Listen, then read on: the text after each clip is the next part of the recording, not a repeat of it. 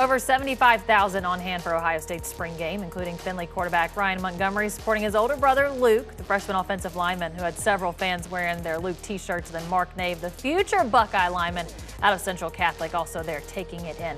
Montgomery saw action on place kicks as well as in the second half at left tackle. Now defense was dominating in the first half. Kyle McCord looking downfield for Jaden Ballard, but Denzel Burke breaks it up.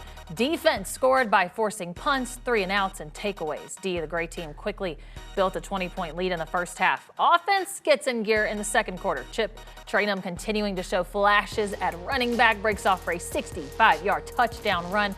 Scarlet trailing 23-10. It's Traynham 110 yards.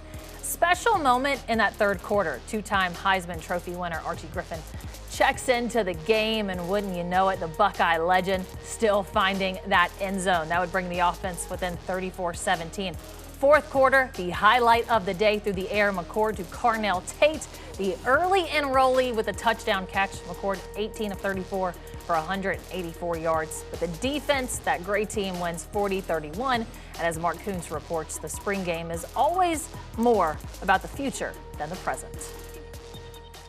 Well, it's quite evident on the Ohio Stadium field today that the defense was ahead of the offense. But keep in mind, the offense was without several key players, including Trayvon Henderson and Emeka Obuka. And for the most part, Marvin Harrison Jr. was on the sidelines as well. And Ryan Day says it's important to keep in mind the totality of the 15 practices leading into the spring game when evaluating his offense.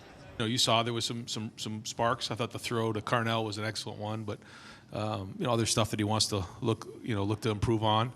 So we'll get on the film and figure out what that was. And sometimes it's hard out there because there's so much going on, and it's going fast because you're calling it back and forth. So overall 15 practices, and there was improvement there. You get out of it what you put into it. I think the more film you watch, the more reps you get, I think it helps you take those steps. So year 3, I feel pretty good. I feel like I came a long way than where I was when I first got here. So I feel like I'm in a good spot right now. I think the first thing was the back end explosives. You saw today we didn't really give up a lot of explosives, maybe just a couple there in the second half, and that's important for us.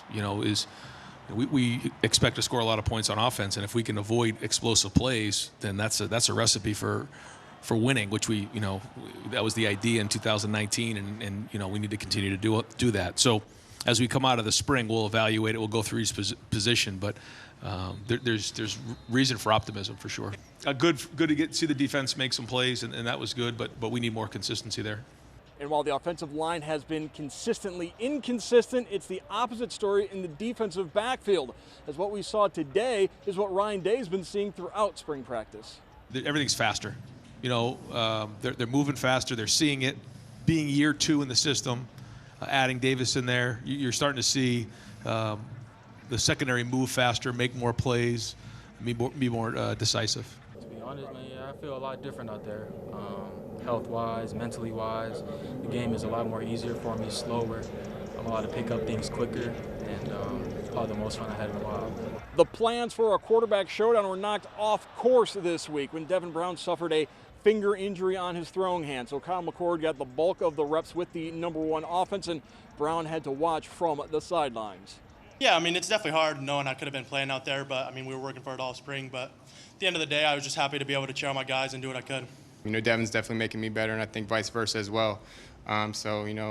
Even though there's not a winner of the job yet, I think that benefits both of us, honestly. And even though there is another transfer portal window open, both McCord and Brown vow to remain at Ohio State as they continue to battle for QB1.